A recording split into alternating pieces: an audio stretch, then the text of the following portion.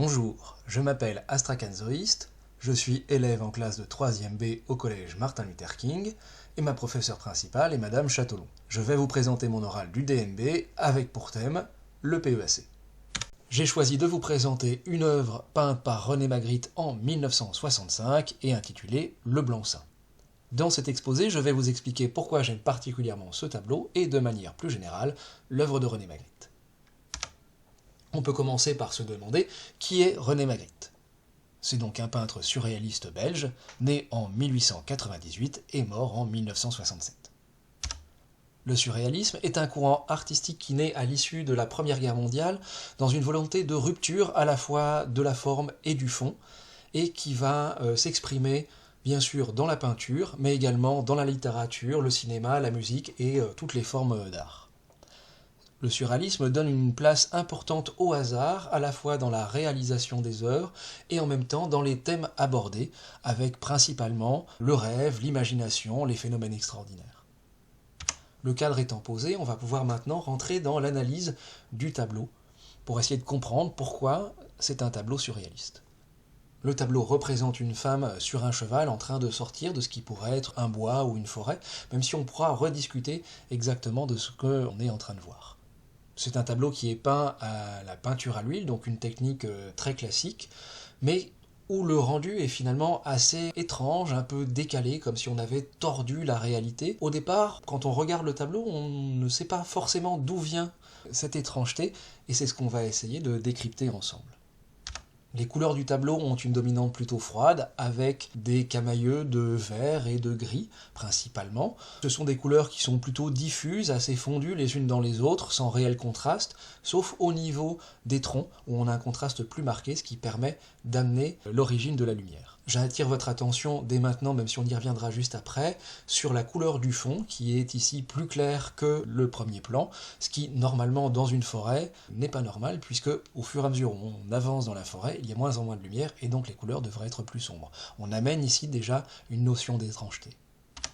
La lumière vient de la gauche du tableau à l'horizontale. On verra que c'est important cette notion d'horizontale parce qu'elle va contraster avec les verticales du tableau. Et elle amène également la notion de hors-champ, la notion d'un ailleurs vers là où se dirige la femme. Et ce hors-champ, cet ailleurs n'est pas représenté, c'est donc à nous d'imaginer ce que ça peut être. Il y a également une autre source de lumière qui arrive à la verticale et qui amène une notion d'étrangeté puisque les branches basses des arbres ne sont normalement pas éclairées par la lumière quand on se trouve dans une forêt. On parlait des verticales, on voit qu'elles sont extrêmement présentes dans ce tableau, notamment avec les troncs qui vont comme barrer le deuxième plan et l'arrière-plan du tableau.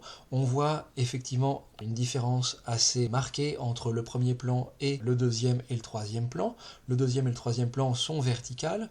On a également la femme et le cheval qui sont marqués par ces verticales, et même l'arrière-plan qui est plus flou, mais comme coincé entre les troncs, fait également des bandes qui vont insister sur la verticale. On le disait, le premier plan, cette étendue d'herbe est totalement horizontale, et on a ici comme une frontière, une rupture entre la verticale et l'horizontale, et ça marque comme une transition entre deux mondes, comme une séparation, et c'est à nous d'imaginer ce que c'est. Avant de rentrer dans mon interprétation personnelle, voici quelques tableaux pour montrer à quel point finalement l'œuvre de René Magritte est une invitation à l'imaginaire. Si on revient sur le tableau Le Blanc-Seing, on avait parlé d'un sentiment un peu étrange, comme une réalité tordue, et finalement, quand on regarde ce tableau, à la manière d'une illusion d'optique, nos yeux voient quelque chose que notre cerveau ne comprend pas. On le voit ici, en fait, on a des morceaux de l'arrière-plan qui passent par-dessus le premier plan. C'est le cas de ce tronc ici qui prend naissance dans l'arrière-plan et qui vient couper la femme et le cheval qui sont au premier plan. Et puis c'est également le cas de cette bande complète d'arrière-plan qui vient ici comme collée sur le cheval. Ça rappelle d'ailleurs les techniques de collage qu'on trouve assez souvent chez les surréalistes. Et donc, comment interpréter ce tableau? Alors là, c'est une interprétation totalement personnelle, mais moi j'y vois une forme de clignotement, c'est-à-dire de passage entre deux mondes.